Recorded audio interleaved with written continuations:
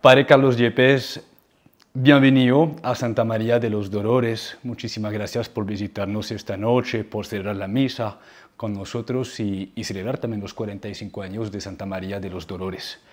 Antes de empezar nuestra conversación, quisiera invitarlo a hacer una pequeña oración para pedir al Espíritu Santo para que Él nos guíe durante esta conversación. Con todo cariño, Vin, el Espíritu hable a través de nosotros, que lo llamaba Jesús el Espíritu de la verdad. Y en un mundo de tantas búsquedas, de tantas preguntas, a veces sin respuesta, a propósito, por ejemplo, del misterio del dolor, el Espíritu Divino nos da muchas luces sobre cómo manejar el dolor, que es el que nos viene esta reflexión.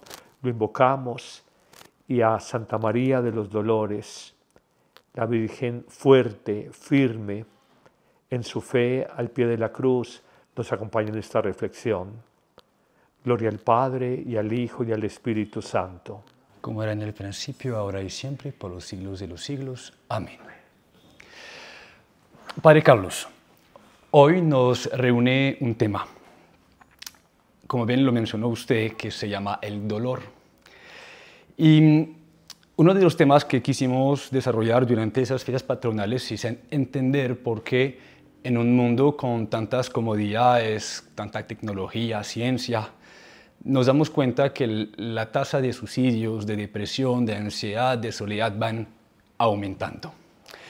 Y siguiendo con este hilo conductor, quisiera conectar con la misa que usted acaba de celebrar, que nos mencionó sobre las cárceles que nosotros mismos nos creamos, como el rencor, como de pronto la ira también, como reaccionar incorrectamente a acontecimientos de la vida que terminan esclavizándonos y haciéndonos sufrir.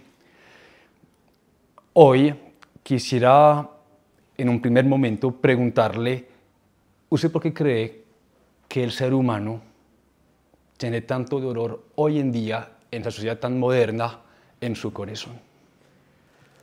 Hace 2000 años Pablo hablaba del escándalo de la cruz, que es locura para el pueblo judío, el pueblo de Dios, era necedad para los sabios y racionalistas griegos, pero definía Pablo la cruz como el misterio del dolor, como fuerza de Dios, como poder de Dios, como sabiduría de Dios y como salvación de Dios.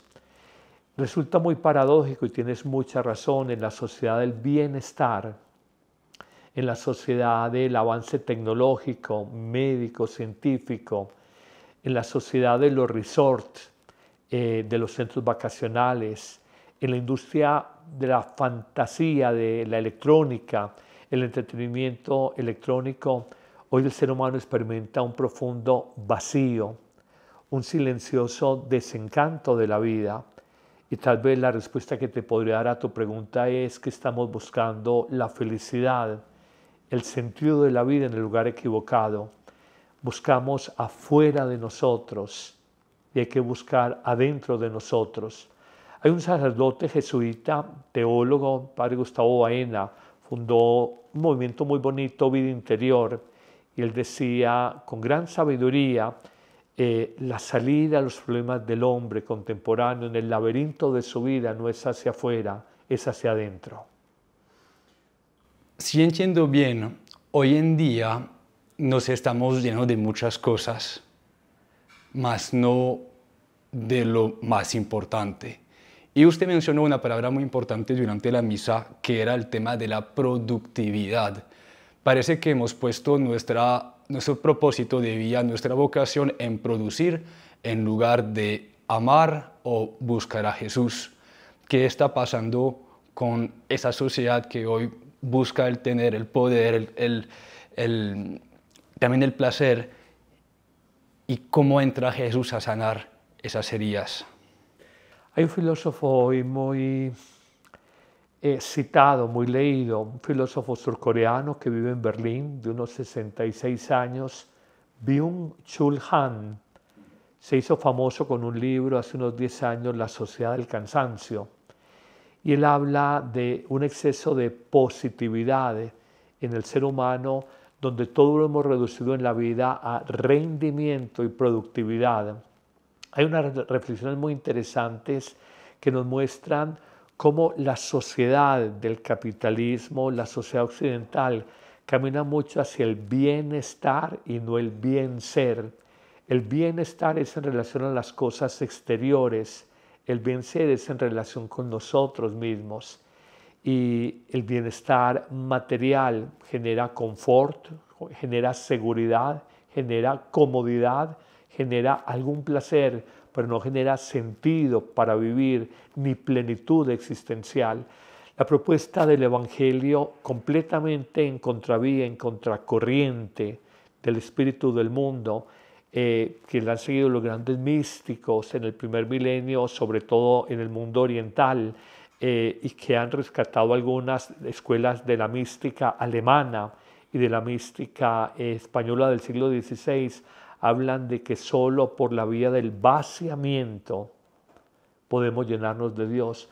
Cuando el hombre está tan lleno de cosas o cosillas o tesorillos externos, es incapaz de llenarse de la plenitud de Dios. Esta es una constante en la línea más pura del Evangelio, cuando por ejemplo nos dice Jesús, el maestro de maestros y el profeta de profetas, nos dice: si el grano de trigo al caer en tierra no muere, queda infecundo. Es todo el proceso que la teología ha llamado el proceso kenótico, kenosis, abajamiento, anonadamiento. Y hoy es la sociedad del llenarnos de cosas, de experiencias, de relaciones furtivas y pasajeras, de llenarnos de nosotros mismos, del conocimiento, y vienen las famosas 5 idolatrías del mundo de hoy: el tener, el poder, el placer, el conocer y el aparecer. Esas 5 idolatrías: la vida es riqueza, el tener; la vida es dominio, el poder; la vida es goce, el placer; la vida es conocimiento, el saber; y la vida es figurar ante los demás en redes sociales, el aparecer. El ser humano siempre será un eterno buscador de verdad, y la verdad profunda está en sí mismo. Y por más que atendamos estas 5 idolatrías universales, que no las únicas, hay la idolatría del cuerpo, hay la idolatría de la tecnología, hay la idolatría de la belleza, la idolatría de la eterna juventud, hay muchas idolatrías más particulares, pero estas idolatrías generales están llevando a que el hombre busque el sentido de su vida sin Dios, y toda búsqueda del sentido de la vida sin Dios lleva al hombre a un sinsentido de su vida. ¿Será por eso entonces que Jesús dijo que el que quiere salvar su vida la perderá? Mira, para mí son los textos que más conversiones ha suscitado, y es de los más complejos de entender, pero está en la más pura línea de lo que los exégetas dicen, pertenece al grupo de las mismísimas palabras que dijo Jesús: quien quiera ganar su vida la tiene que perder, la tiene que entregar, y el que la pierda por mí la va a ganar, la va a salvar.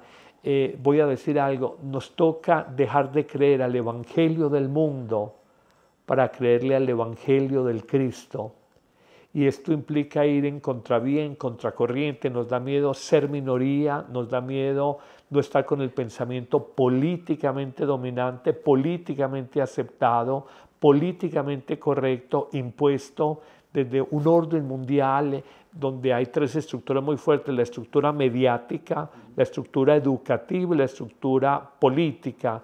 Desde esas 3 estructuras, mediática, educativa y política, nos han impuesto una manera de pensar, pero el hombre experimenta en los resultados de esta posmodernidad que vivimos, experimenta un gran vacío, una crisis de sentido que se manifiesta depresión, enfermedades mentales, ideación suicida, buscar en la vida permanentemente sustitutos o compensaciones, porque hay un vacío que no nos llena nada y que nos recuerda la gran afirmación del inmenso Agustín en el siglo IV: nos hiciste, Señor, para ti, y nuestro corazón andará inquieto hasta que no descanse en ti. Y algún autor desarrollaba este pensamiento y decía: el corazón humano es como un aljibe, un pozo profundo, y ese pozo profundo, ese pozo infinito, no puede ser llenado con nada finito de esta tierra, sino solo con otro infinito, Dios y su amor. Jesús nos dejó su cuerpo, su sangre, su iglesia, su perdón, su misericordia, pero también nos dejó su madre. ¿Qué podemos aprender de María como referente de persona que, a pesar de haber sufrido mucho, siempre ha tenido paz en su corazón? Hay un texto evangélico que en estos días aprendí a meditar de otra manera, cuando una espontánea le dice a Jesús: tu madre y tu familia, los hermanos son familiares, tu familia te busca, y dice Jesús: ¿quién es mi madre? ¿Quién es mi familia? Dice: aquellos que escuchan y obedecen la palabra del Padre de los cielos. Aunque al principio asumía desde cierta exégesis clásica la imagen de María como aquella que la familia de Jesús es la familia por la fe y no solamente por la sangre, hay algo más profundo. María es madre de Jesús, no solo por su maternidad biológica, sino por su maternidad en la fe. La maternidad en la fe es acoger a Jesús. María primero fue madre de Jesús en su corazón y luego en su vientre. Y esa comunión con la plenitud del Dios divino que llamamos el Espíritu Santo gestaría la vida. Y es un llamado, todos nosotros, cuando tú me dices que podemos aprender de María, es descubrir, ella gestó la vida nueva de Jesús en su ser y no solo en su vientre, por su obediencia y su acogida en la fe a la palabra de Jesús. Y tú y yo, Vin, y todos nosotros y los que nos siguen a través de redes, pueden acoger y recibir la vida nueva de Jesús, vida de paz, vida de alegría interior, de gozo, vida de esperanza, vida de fortaleza, vida de libertad interior, la gloriosa libertad de los hijos de Dios. Podemos aprender esa vida nueva de Jesús cuando, como a ejemplo de María, acogemos por la fe la palabra de Jesús y vamos gestando, vamos formando a Jesús en una síntesis preciosa que tiene Pablo en Gálatas 2:19. Él se sentía perseguido, se sentía atacado y dice: estoy crucificado con Cristo, pero ya no soy yo el que vive, es Cristo el que vive en mí. Y mientras vivo en esta carne, vivo por la fe en aquel que se entregó por mí. Esa experiencia pascual de Cristo es la experiencia pascual de María y es la experiencia pascual que un cristiano maduro está llamado a vivir. Si en la fe, por la palabra, por la Eucaristía, por la vida fraterna, acogemos a Jesús, ya no somos nosotros los que vivimos, no es Vin, no es Carlos, es Cristo, la libertad de Cristo, la paz de Cristo, la esperanza de Cristo, el amor de Cristo, el fuego de Cristo, el que vive en nosotros. Padre, penúltima pregunta. Iniciando la conversación, conectamos con un tema que usted mencionó durante la homilía y durante la misa, que son las cárceles en las cuales nosotros nos encerramos estando supuestamente libres, ¿cierto?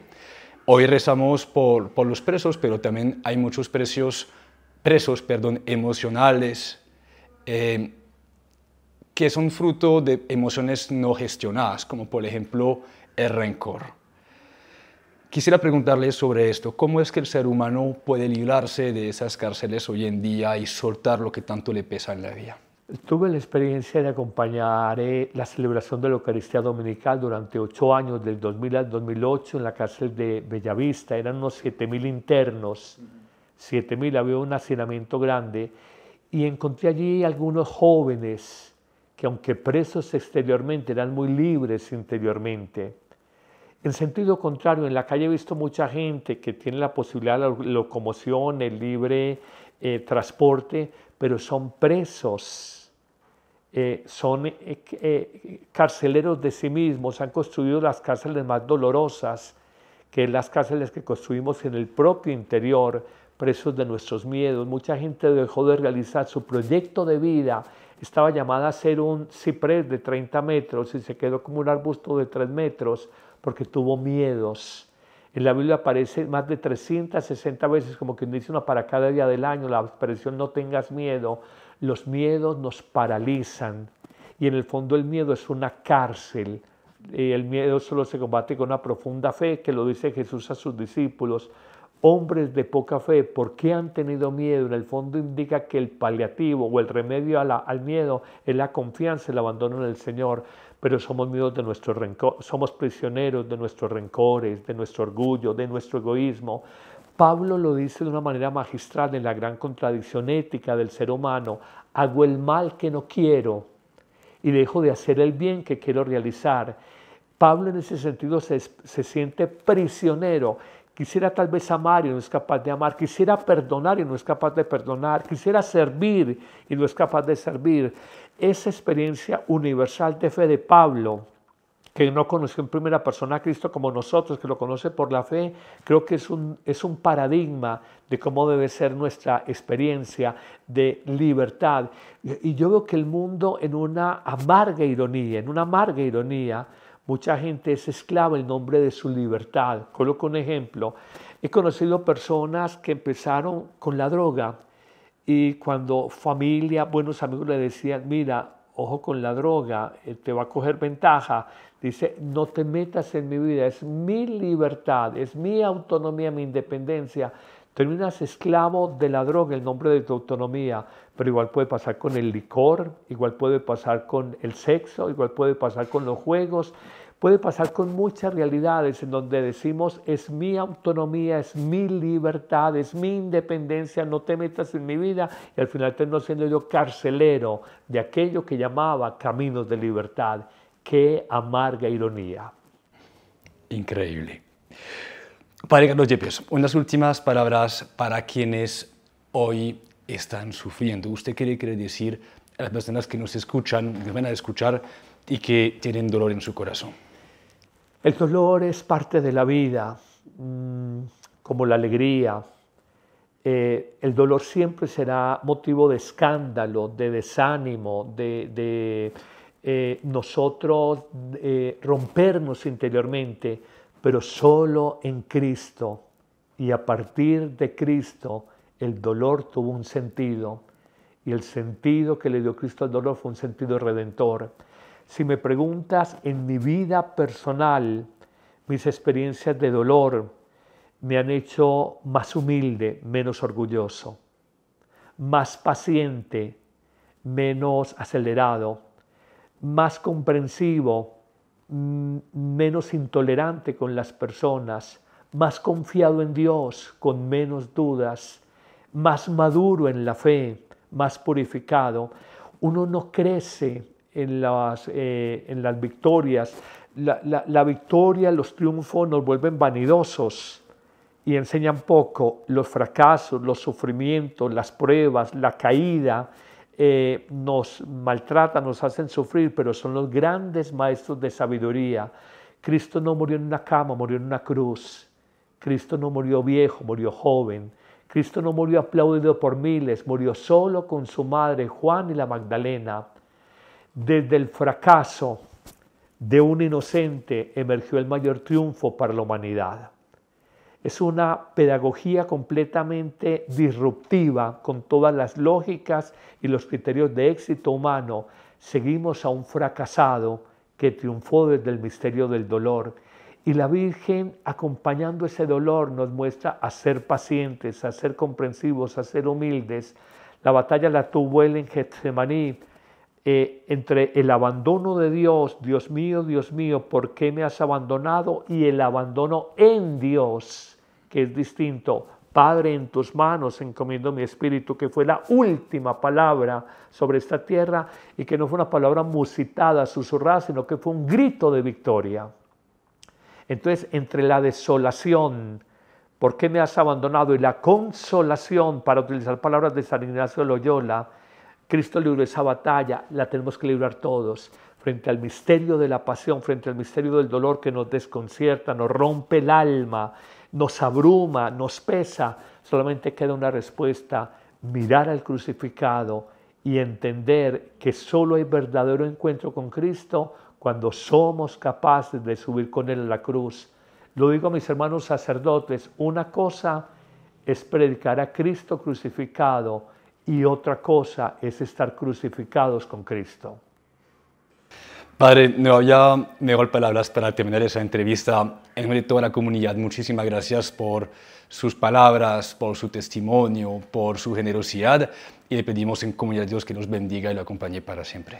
Con todo cariño, Vin, para todos los que se puedan conectar y ver esta reflexión, que no nos escandalice el dolor y que entendamos que misteriosa, oigan esta palabra, misteriosa y maravillosamente, cuando vienen pruebas, situaciones límites, con dolor físico, la enfermedad o sufrimiento moral, allí somos amados de manera preferente por el Señor.